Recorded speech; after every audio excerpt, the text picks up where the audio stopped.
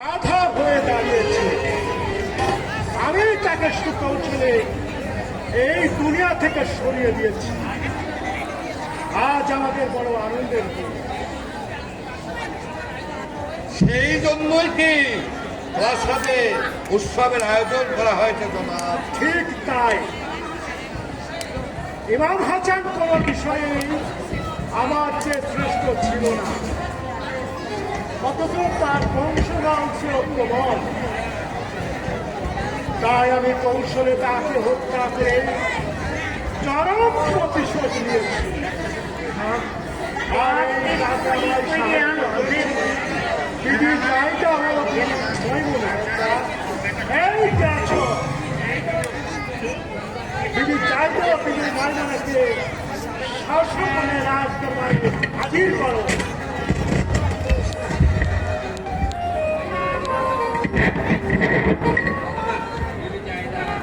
বিবি জাহেদা, তুমি কিভাবে তোমার স্বামীকে বিষ পান করিয়াছিলে? আমি প্রথমে মধুতে বিষ মিশিয়েছিলাম, তারপরে হীরের জন্য ওই পানিতে মিশিয়ে তাকে আমি খাইয়ে দিয়েছি। তাতে মৃত্যু ঘটেছে। এই গুণবতী নারীর কারণে আমার উদ্দেশ্য সফল হয়েছে। আর এই যে বিবি মাইমুনা, এর সঙ্গে আমার কথা ছিল যে কোনো কৌশলেই হোক হাসানকে প্রাণে মারতে পারলে ইনি পাবেন 1000 স্বর্ণ মুদ্রা। মন্ত্রী সাহেব, আপনি মাইমুনাকে 1000 স্বর্ণ মুদ্রা প্রদান করুন। জি জনাব। এই নাও মাইমুনা, তোমার 1 লক্ষ ধন্যবাদ।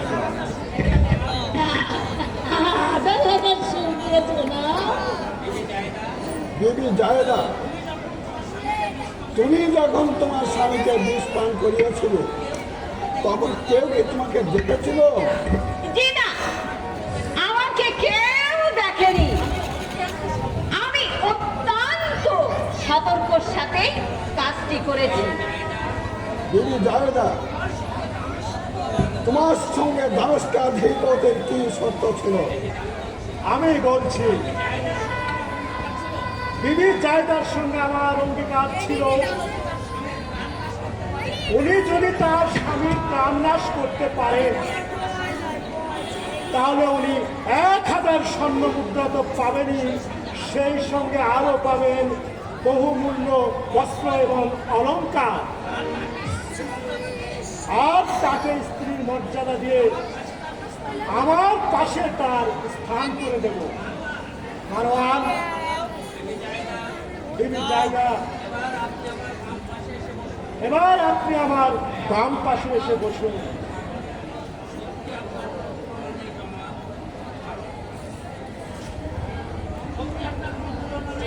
সত্যি আপনার কোনো তুলনা নেই জনাব। আমার কথা এখনো শেষ হয় নাই।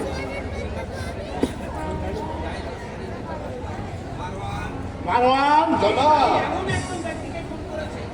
এই নারী এমন একজন ব্যক্তিকে খুন করেছেন,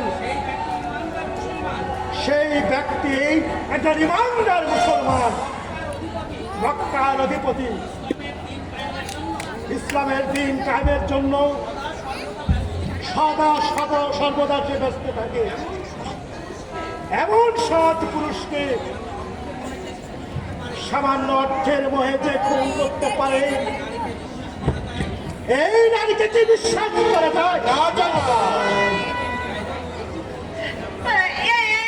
কি বলছেন জনাব? তাহলে আপনি আমাকে দাবার গুটি হিসেবে ব্যবহার করেছি। তুমি বিশ্বাসঘাতী। তাহলে আপনি যা বলেছেন, যা করেছেন, সবই আমার সাজানো নাটক। নাটক। নাটক। তুমি আমার প্রলোভনে পড়ে তোমার সহজ সরল স্বামীকে হত্যা করেছো। অন্য কারো প্রলোভনে পড়ে হয়তো তুমি আমাকেও হত্যা করতে পারো। না, না, জনাব, এমন বিশ্বাসঘাতনীকে আমি কখনো স্ত্রী রূপে গ্রহণ করতে পারি না। আমি তোমাকে নিজ হাতে শাস্তি দেব, কঠিন আমাকে আমাকে আপনি ক্ষমা করুন জনাব, আমাকে আপনি ক্ষমা করুন। ক্ষমা। যে নারী তার আপন স্বামীকে জহুর জন্য পান করে হত্যা করতে পারে, সেই নারীকে আমি ক্ষমা করব? কখনো না। তোমার তোমার একমাত্র শাস্তি হবে মৃত্যুদণ্ড।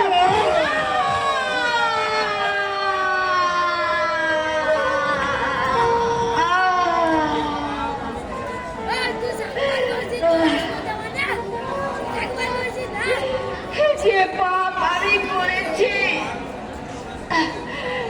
তার উপযুক্ত শাস্তি আমি পেলাম।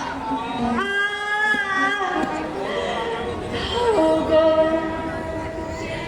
ওগো আগামী দিনের নারীগণ, তোমরা এই দিন দুনিয়ার সুখের জন্য আমার মতো জঘন্য কাজ তোমরা করো না। আর কখনো এই পাপিষ্ঠদেরকেও বিশ্বাস করো না, বিশ্বাস করো না।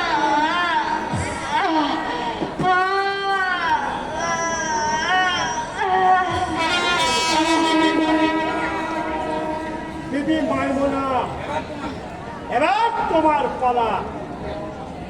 আমি তোমাকে এমন শাস্তি দেব যা দেখে পৃথিবীর মানুষ ভয়ে চমকে উঠবে। উজির সাহেব, জয়দার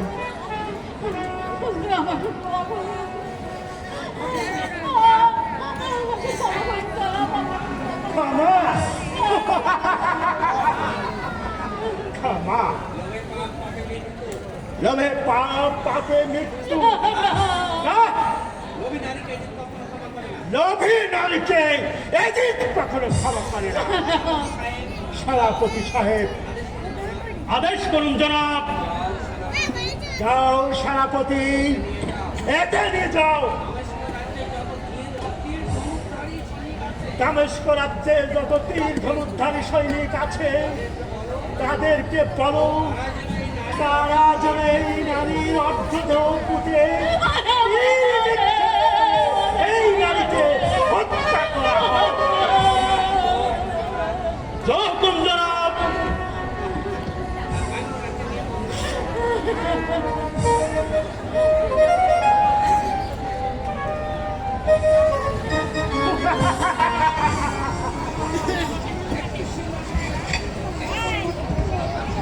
একটি সিংহকে কৌশলে হত্যা করেছি, কিন্তু আরো একটি সিংহ জীবিত, যে কোনো মুহূর্তে এসে গর্জে উঠতে পারে। হাসানকে পরপারে পাঠিয়েছি, এরপরে হোসেনকেও সেখানে পাঠিয়ে দেব।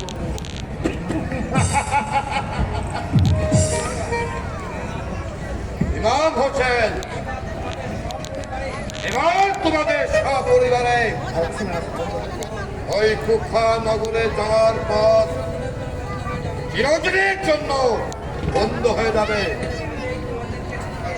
ওই পথের মাঝে তোমাদেরকে তিলে তিলে মরতে হবে।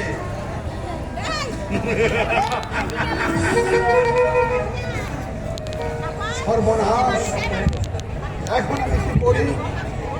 কোন দিকে যাই? দেখি দেখি কি করা যায়।